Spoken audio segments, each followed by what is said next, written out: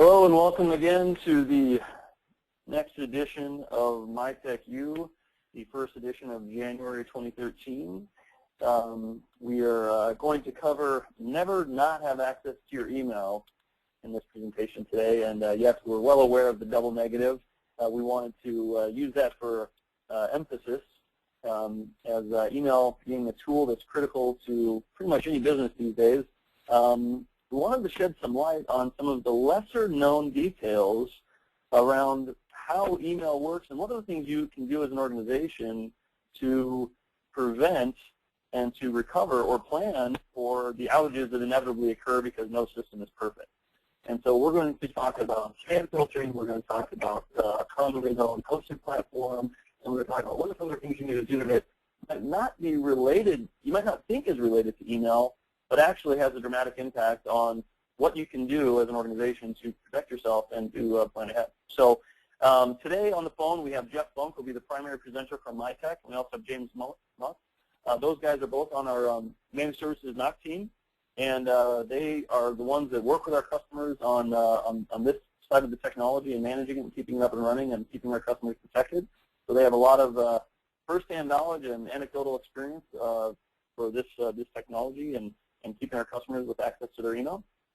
And so if there's any questions, please by all means use the control panel, and I'll be moderating and looking for questions and interjecting them throughout the presentation. Otherwise, Jeff and James, I'd like to hand it over to you, and thank you very much for your time today. Jim. Jeff, you there?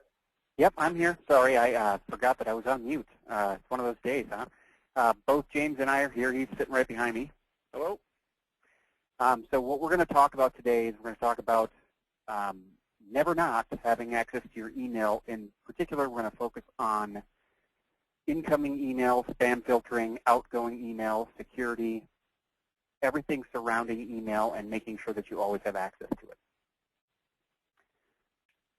What we want to do is we kind of want to discuss what should you demand from a spam filter. In other words, what are the real important things that a spam filter that you're going to implement should always have, and what you don't know about Office 365 email hosting. And I think the reason why we put this in here is because there's a lot of movement to cloud solutions. It's a wonderful idea to limit your back-end infrastructure. You can move to the cloud, but we always want to know what we don't know about cloud solutions, or in this case, what we don't know about the Office 365 email hosting and what you can do from disaster recovery and such.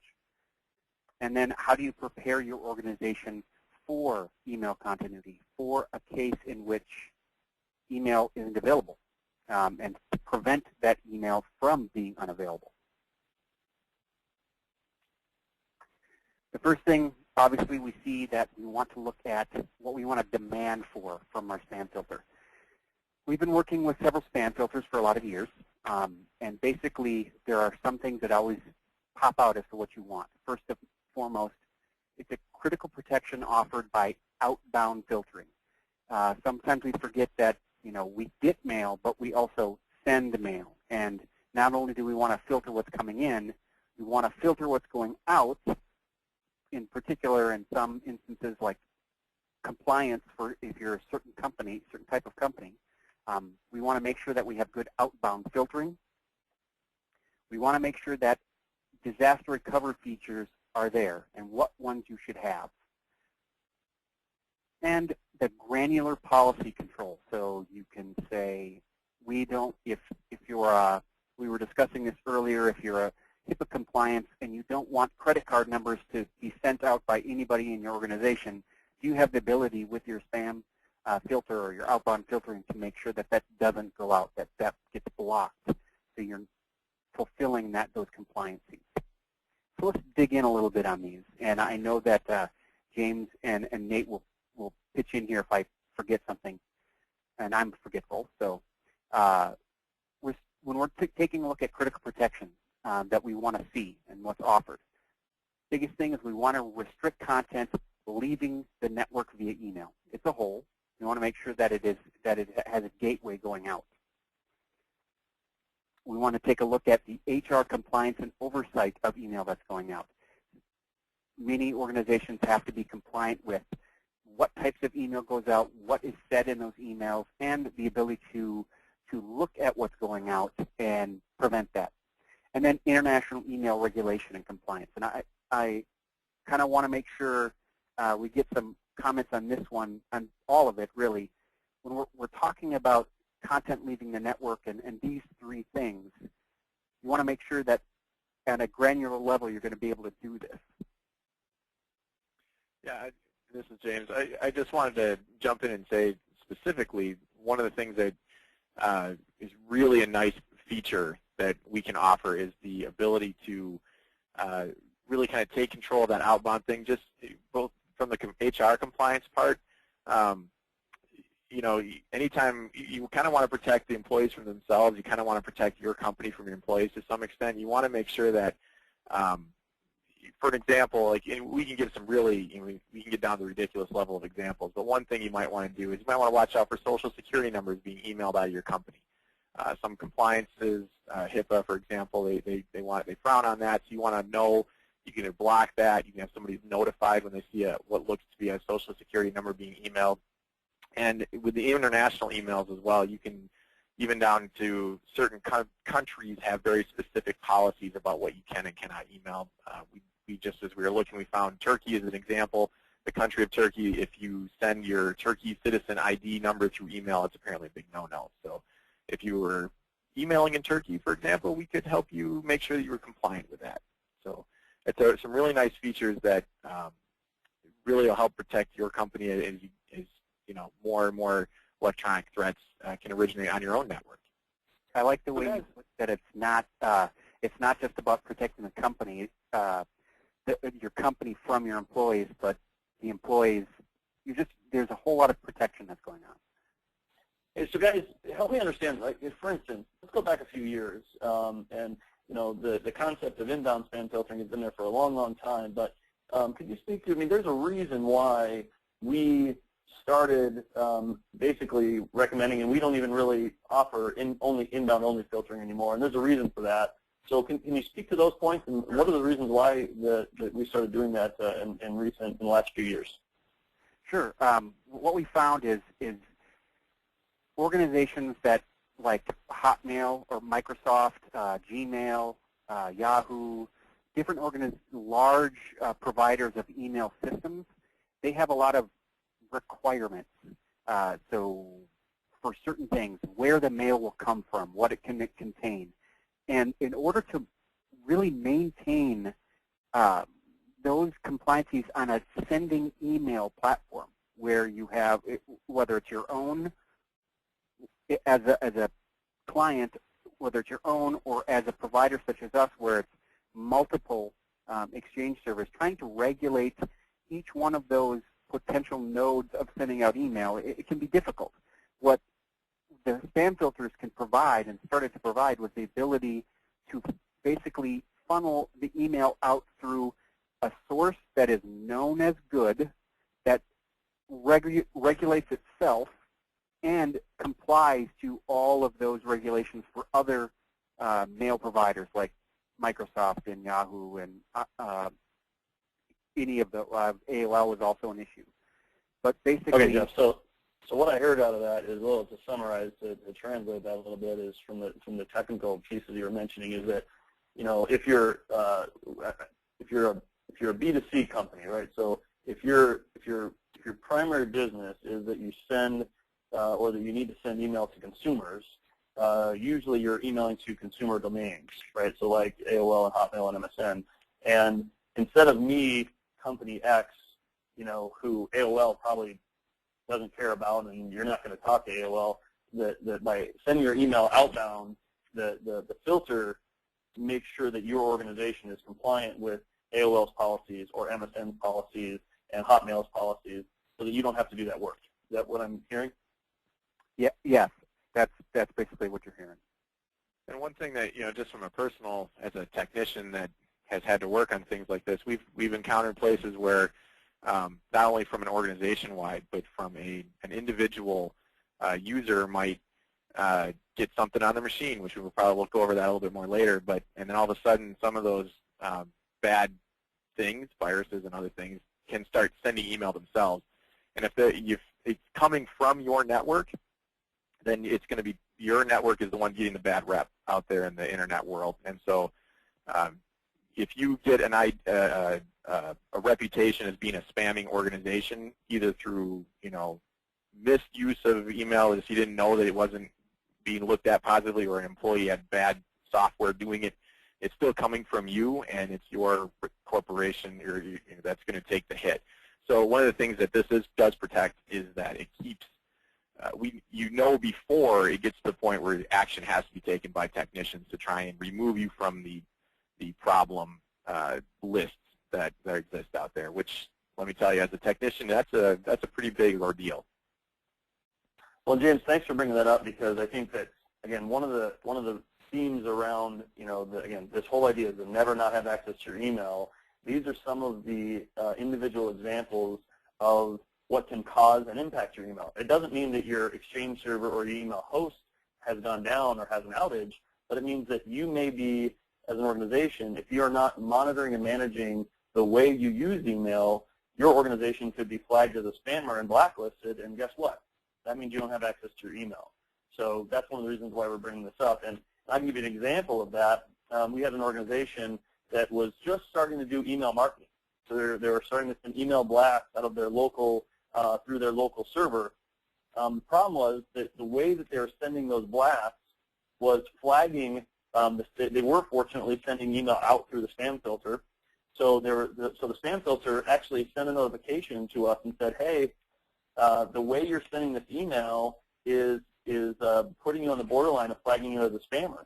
So we were able to, before that organization got blacklisted and then would have had lots of problems receiving emails or sending emails, we were able to proactively look at what they were doing, figure out what they were doing wrong, and were able to mitigate that risk, so that, again, just because someone was choosing to do some marketing, but they weren't abiding by, email regulations, we were able to prevent that organization from being blacklisted, ahead of time. So that's kind of what James was talking about too, and we have seen examples of that where we've been able to mitigate that before it got to the point of being blacklisted.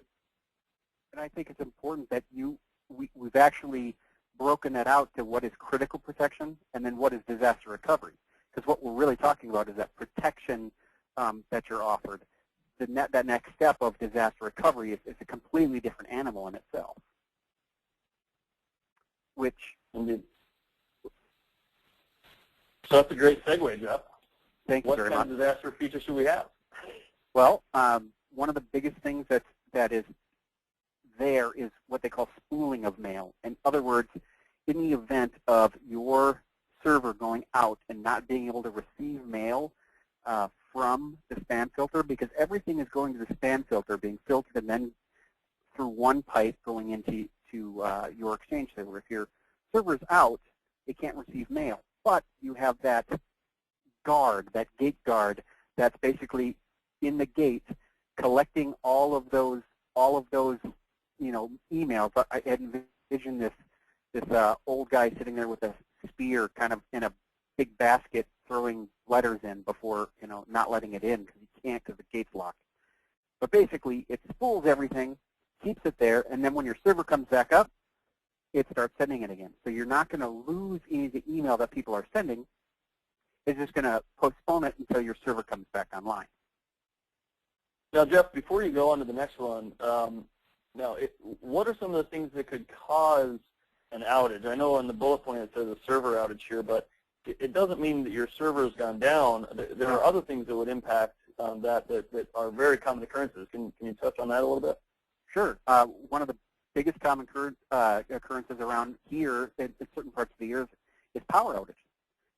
It's not that your server is dead or that it's non-functioning. Well, it is in a way, but if the power goes out, then your server's not going to be able to accept anything. The other would be internet going down. If your internet service provider, which you have no control over, has a problem and cannot route and you don't have any internet, well, then you're not able to receive your mail. And both of those things are completely out of your control, and you want to have something that's there to protect you.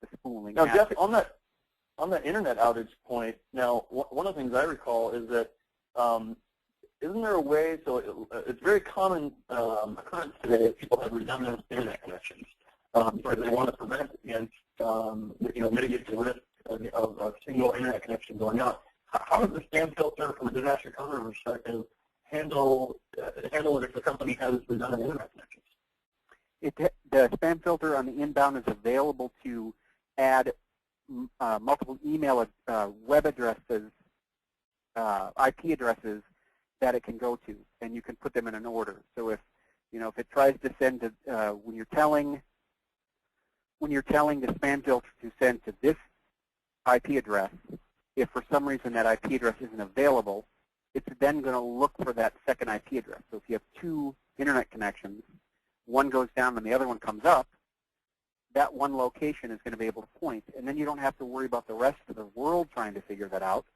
You've already configured that gateway to say, hey, in the case of this IP not being accessible, use this one instead. So that's what would happen in case of a internet outage. And that's an automated thing, or is that a manual intervention you have to do? It's an automated thing. It'll automate the shutdown, and we can automate the turn back on. But typically, what we like to do is if it goes down, it'll go back after a certain time. But we also like to double check on it, which is what we usually do. And we would also recommend that this is something that should be set up. It's automatic once the event happens, but it will require somebody taking the time to set it up front, which we can do, or it's definitely technical expertise required on the front side before the problem happens. Yeah. Gotcha. So good. So companies that are investing in multiple internet connections, you can actually leverage that in an automated fashion so that the spam filter is smart enough to be able to know if one of them goes out to automatically use the other one. So that's great. And keep their email flowing. Yeah.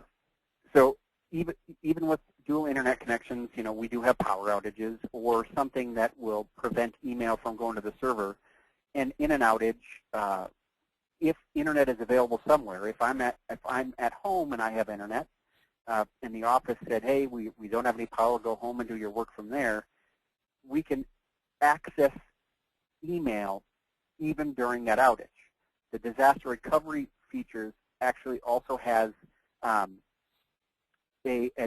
web portal to log in and grab and view your email. Now, it's not the exact same as sitting down at your Outlook. I mean, you're limited. It is a disaster tool.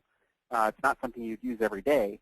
But if you are a company that is very, very reliant on email and you just cannot be without email, having the ability to access that email, even if your server is down, is very appealing. And the system allows you to log into an interface, view emails that are coming in, send emails out, and when the internet comes back up and the server comes back online, or however that is, anything that was sent to you will then get sent to the server. So Jeff, so what you're saying is that for those, because we've got, I know folks that will be listening and they're online right now, we've got some folks that are IT people that understand that, okay, we're not talking about your webmail that you can access day to day with your email. We're talking about if the webmail or your main server or wherever you currently go for your email is unavailable, that there's an alternate portal that we can direct people to go receive their new email, but not right. So it's not the so the primary is down. You can't access it. You try and check your email the normal way you do it, and it doesn't work. Then we have the capability. You can have a secondary way to get your email in the event of an outage like that. That's what you're saying. Yep. Think of it as that strange thing. I'm viewing it as a gate guard, kind of sitting out there, collecting everything and looking at it and then sending it through. If in the case of accessing it, that gate guard is accessing everything and looking at it, right? And if your internet's down, it can't get to the server, but you're elsewhere, you can kind of walk up to that gate guard or that web portal that is through the spam filter and basically view everything that's coming in. Even though it's not going to your server, you can view it. So it's that gate guard that you have access to even when your server is not available. And I think it's important to point out, too, that everything you do on that, it's going to come back down eventually. But, you know, so if you send or receive, you'll still see it when everything comes back up. It'll filter back to you. But, you know, it's just a nice way to fill in the gaps. But it does take some setup ahead of time, which I know Jeff's going to cover here. Well, I think, James, it's a great point, and really the delineation is that, you know, just to give the perspective of everybody listening right now or in the future, is that what we're talking about is that all of the email that you've already received, you don't have access to anymore because for some reason, whatever your email system is down. So this enables us to, in the event of a disaster, we can at least make sure that new emails coming in, so you know, that new customer order that's going to be sent in 15 minutes, it's going to be sent in 15 minutes, you're going to have access to it. Now, you won't have access to your old email because that's already sitting on your server. It's already in your inbox. We're talking about new email that will be received after you experience an outage so that you can still keep in touch with your customers and your vendors in the event of actually having your email system go down. So in the lines of never not having access to your email, you know, this is one of the pieces that you can have in place. It's very easy and built into a lot of spam filters that you can create this secondary portal. And what James is saying is that if you're able to communicate with your customers for that new email, once your email system comes back online, all that email will still come back and into your inbox. It doesn't go away, so you'll still see it, but it's just the access to new emails that that get sent after the outage happens is what this is about. Yeah, and it's all about planning, right? I mean, no matter what it is, no matter what you know, if it's something as a business that you want to make sure everything works all right, it's about planning. So when you're talking about disaster recovery, you want to have a plan in place and document how you're able to do this. When the spam filtering stuff is turned on, that's only one part of it. You have to, each user then gets access into a web portal, and they set up their password and a security word passphrase so that when a disaster comes, they can actually log into the portal. Waiting until the disaster, you know, it's like waiting until you know, the volcano erupts before you get a volcano blanket or something.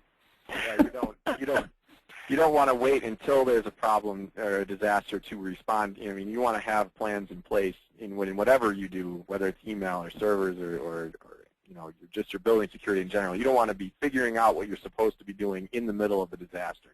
No. So you definitely want to have that set up ahead of time. Yep. No one wants to sit down waiting for lava to get to them when they could be gone.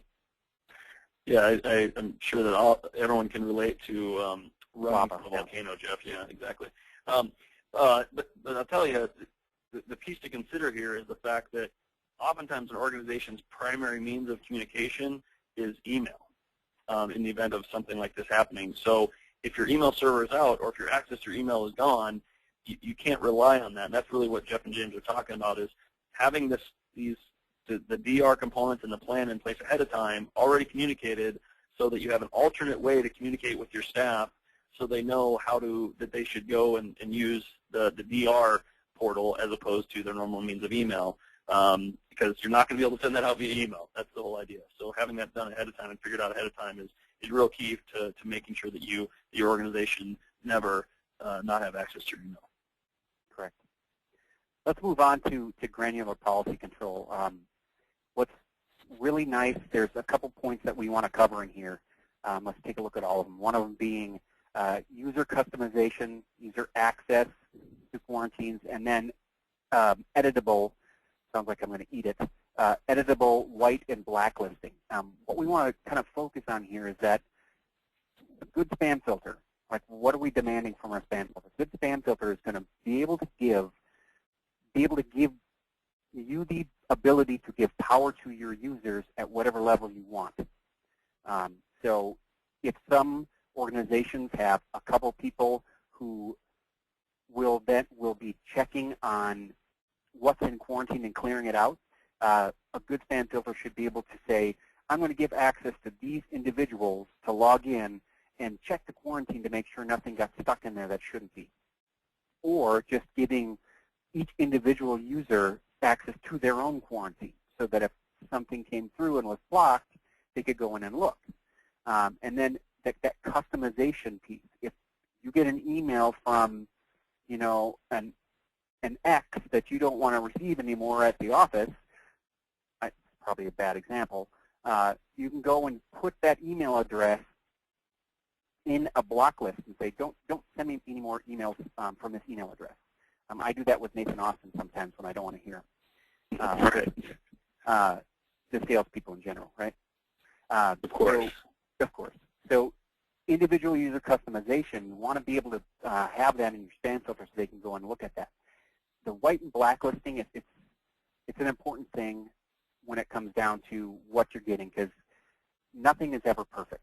You know, a sieve still has holes, and things most things are always permeable in some way. Something's going to get through. So you want to be able to have the ability to say, oh, well, this got through, and I don't want to get this anymore, so I'm going to blacklist it. Or if it's something that gets blocked, you want to whitelist it. Giving control either to individual users or groups of users, access to that is definitely something that you should have within your spam filter. So really, as a summary, some of the main points I want everyone to take away on this is we're really talking about a productivity issue, right? I mean, no one wants to get unwanted junk email, right? And different people in your organization have different thresholds for that depending on what they do, what vendors they have to communicate with, what customers they have to communicate with. And so the ability to have each individual person in your organization customize the way and the type of email they get to enhance their own productivity, they're going to have the best knowledge and understanding of being able to do that. So enabling each individual person in your organization to be able to have impact over the own email they receive it enables them to be more productive and customize that productivity of their email to them. Now, there's, of course, always an override at the administrative level so that we can choose to put policies in place for the domain level, for the entire organization, or the individual people. But it really comes down to wanting to enable a customized interface, a customized approach, so that each individual person in the organization can have that control, and that the policy level is not just at the organization as a whole, but it gets down to the individual person level. So that's what a good spam filtering solution should be able to do for you.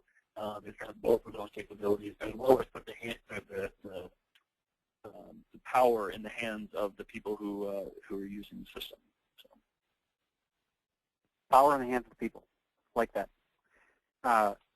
So now we talked a little bit about hosted email solutions, and they are a very good solution for many companies. And you should know that it's good. And what we're going to talk about here is not that email hosting solutions are bad, but we're focusing on that spam control, right? Not on the whole aspect of email. So we're not talking about how bad this is or that is. We're talking about what things you want, or what to know what can happen. Limited disaster recovery options. I'm just going to list these out, and then we can go back. Policy granularity. Some of these sound familiar. Limited outbound filtering capabilities.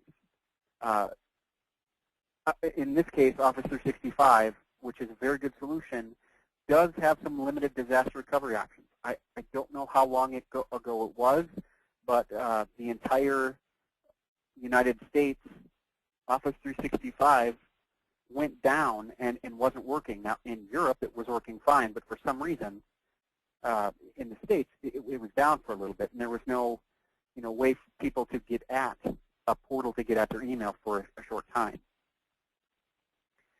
So in this case, no spooling of the email in the event of an outage, and especially no spooling of email that you can access in the case of an outage. Now, what that means? Okay, so here let's make sure people understand what that means. That is a big deal. The reason why that's a big deal is what that means to if there's an outage, and we're only using Office 365 as a commonly known email hosting solution. Most of these bullets apply to every email hosting solution. But what no spooling in the email in the event of an outage means to you is that if you are on any XYZ hosting application and there's an outage, and your customer or your vendor sends you an email, they're going to get a bounce back. They're going to get a bounce back saying, nope, this person's not available. And that looks really poor. That reflects poorly on your organization when a customer gets a message saying, nope, can't find this domain. And it looks like your business went out of business. So the reality is that no spooling, that's the impact that it can have, and the reputation it can make it look just like your organization look poor. So wanted to make sure to clarify that. So yeah, sorry that talking about no spooling, you're right that you don't want that to happen. Send a false impression about what's going on, because people won't know that your email is down. And then I briefly mentioned web access to new emails if an outage occurs. That is not available in this case with Office 365. Policy granularity. I was impressed with some of the granularity that we can do with one of the spam filters that we use and with MX Defense, and trying to look at Office 365 and trying to find those same tools to put that granularity in. It really wasn't there, and there was very limited user level control. Like we talked about what we would demand from a spam filtering. It's the ability to have multi-level user control to be able to increase productivity, which Nate pointed out, and that isn't isn't available in Office 365 in this case, and it requires administrator intervention, one person who can control the keys to go in and change those policies. And that can be frustrating for users.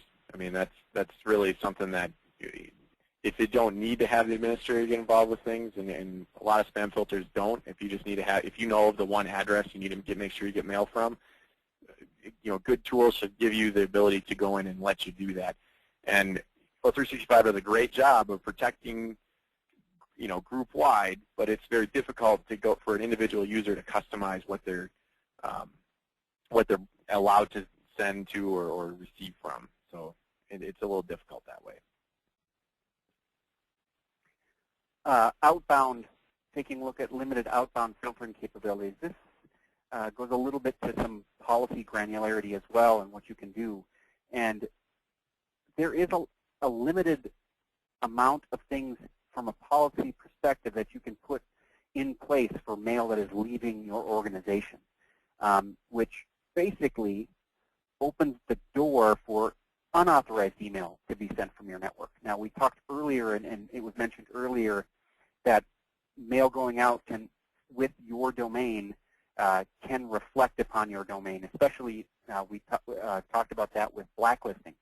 If it's not just blacklisting that can be bad. It can also be if 5 million people across the United States get a very graphic email from one organization that is supposed to be very reputable, that can be damaging. So not having not being able to restrict very small things is kind of a key issue with Office 365 in this case. And so as a summary on this, and it'll kind of provide a segue to the next slide, I mean, Office 365, one of the reasons why we picked it is because, to highlight here, is because in theory, most people believe and feel that by using a hosted provider, that gives you 100% uptime, that you're always going to have access to your email, or as we so double negatively put, you'll never not have access to your email. But there's some reality around what the application of using Office 365. It doesn't mean, we're not saying that you need to leverage a spam filter in front of Office 365, but what we want you to be aware of is some of the limitations.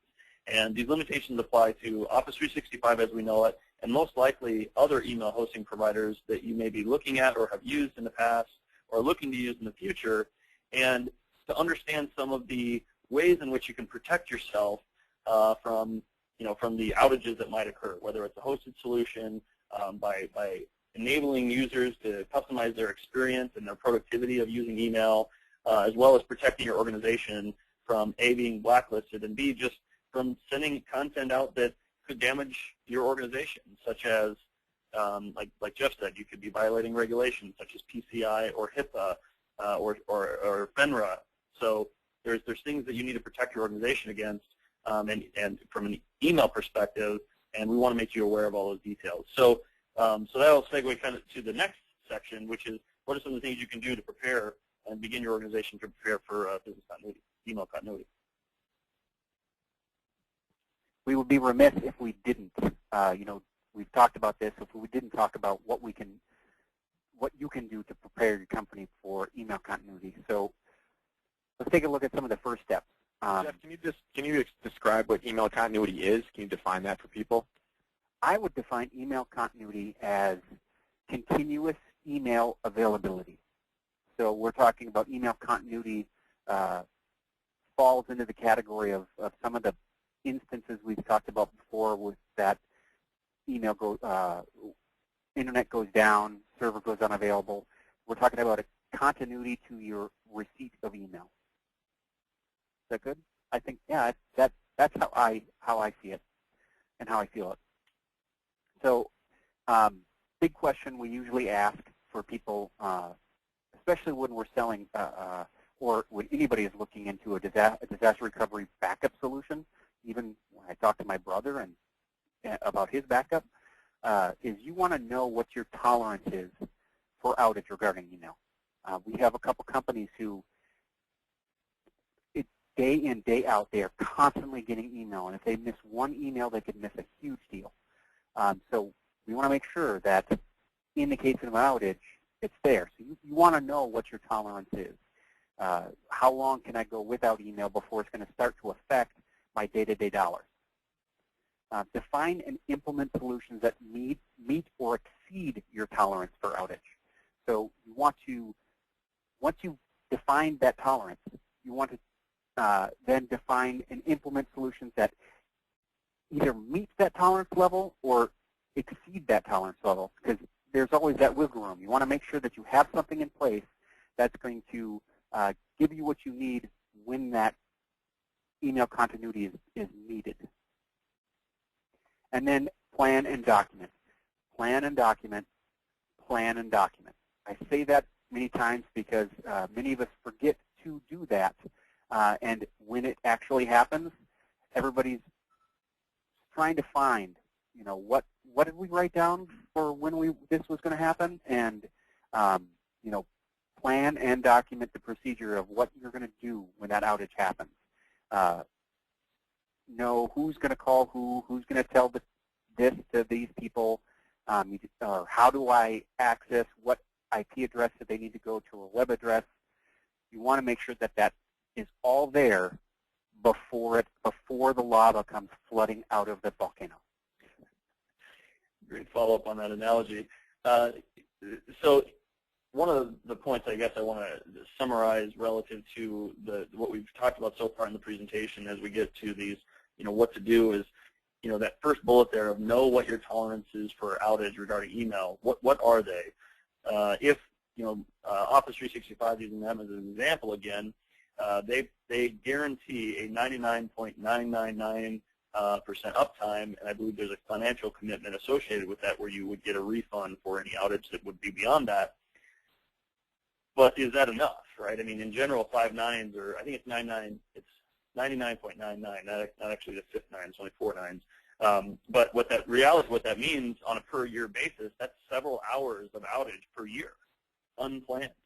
So, if your organization cannot tolerate even an hour or even a minute of outage on email and can't afford to possibly have a bounce back to your customer in the event of an outage, or can't possibly not have your manufacturing floor or your sales staff having access to email, being aware of that so you can then implement the appropriate solution is the key. And we wanted to make sure, and the idea in this presentation is that there's a bunch of lesser known facts around setting up your email and the configuration of your email and the little details that you might not think would impact being able to send or receive email, but it really does, and are the things that you need to think of as an organization.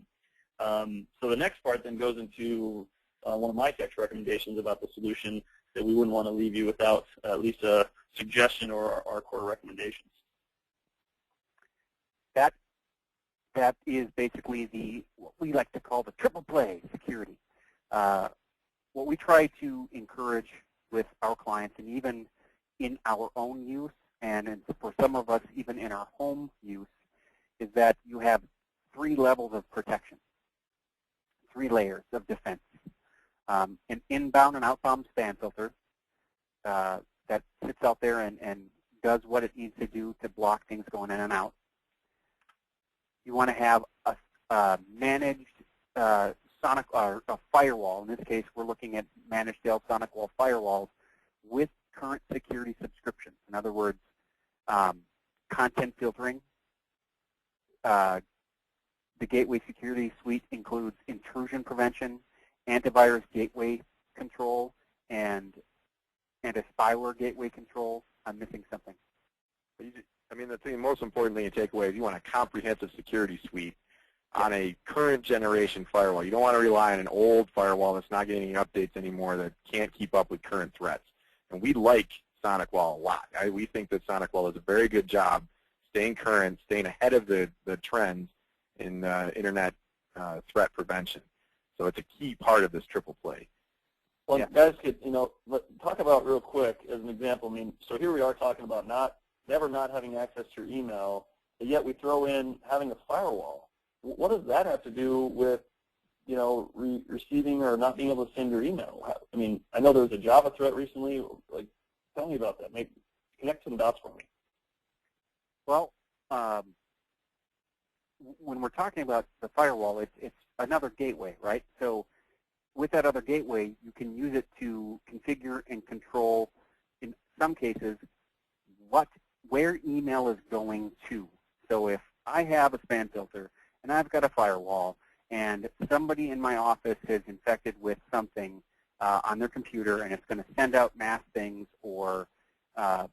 and it hits the firewall, it won't let it go out because, or even if it does let it go out, it's going to let it go to the spam filter, which is going to say, nope, you're bad. So the firewall can help limit what's going out and, from a perspective of email and what's coming in. So if when items are coming in, whether that it's email protection or anything else, it's going to be able to block with that security suite. It's going to be able to block that information. I don't know if that was a good enough explanation that you were looking for. So I think I got it. Another way to think about this is that if you've got the inbound and outbound filter, like you have the ability to use those inbound and outbound filters, but unless you have a firewall, your network is not being forced to use those inbound and outbound. And you want your network to be forced to use those filters. So if you don't have a firewall directing you to always send through the outbound filter and to only accept messages coming from the inbound filter, your network could get email from anywhere, and then, problematic. I mean, you're kind of using that as like a funnel, so to speak, to help protect you from getting things into your network where you don't expect them, because unexpected in the internet is bad from our perspective. Okay, so I think I got it. So I think it summarizes down to 2 bullet points. One is the firewall prevents bad stuff from getting in, which means your computers are not going to get infected with stuff. And then 2, even if your computers did get infected with stuff, that might be, because spammers oftentimes use software to infect your machine to send email.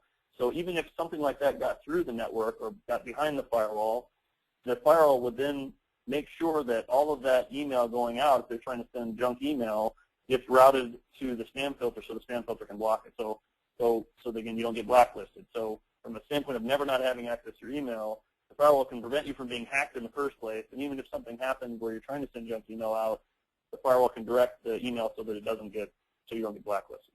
So Okay, so that makes sense. Thanks for clarifying. The last thing, here, so. Yep. The last thing we want to mention is part of the triple play security is it's not just the gateways, it's also the nodes. Managed local virus and anti-spyware software protection. Having that third layer of security is going to help prevent anything that does come through from causing problems. That is that third line of defense to say, hey, you know, I am sick, so give me some antibiotics.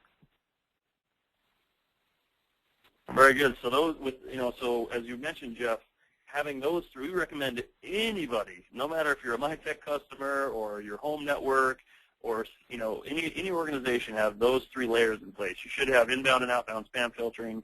You should have a firewall with current security descriptions on it, and you should have local managed antivirus. But if you are a Mytech customer, or if you're thinking about becoming a Mytech customer, this is the guarantee, this is the warranty that we offer. And that's why I like to put this in place, is why we wanted to recommend this, is because if we're managing your spam filtering, and if we are managing your Dell SonicWall firewall that has a current security subscription, and we're managing all of your antivirus on your servers and your workstations, we will warranty against your organization ever getting an infection from a virus or spyware.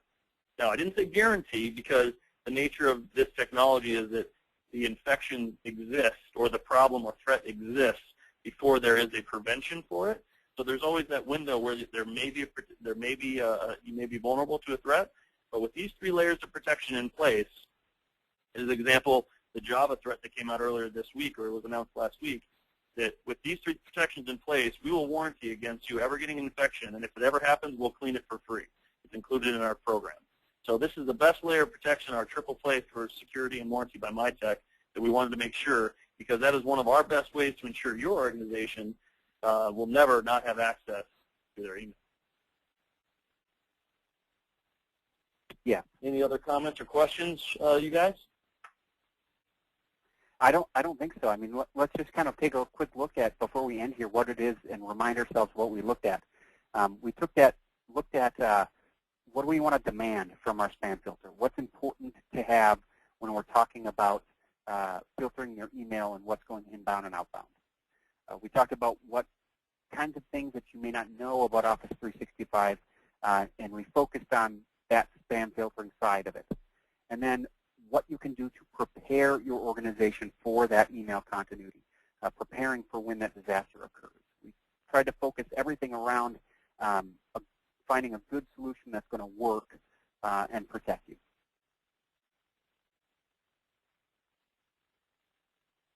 All right. Well, thank you all those who have participated today. I know we ran a couple minutes over here, but I hope that we enlightened or shed some light on some lesser-known facts around email and how you can protect your organization, and give you some things to go back inside your organization and think about as far as your tolerance for email outage and the risks that your current email solution has, and whether or not there's any changes that we might be able to help you with to help you and your organization never not have access to your email. Thank you very much, Jeff and James, and we look forward to speaking with you all next week on the third Wednesday of February at 11:15 Central Time again. Talk to you soon. Have a great day.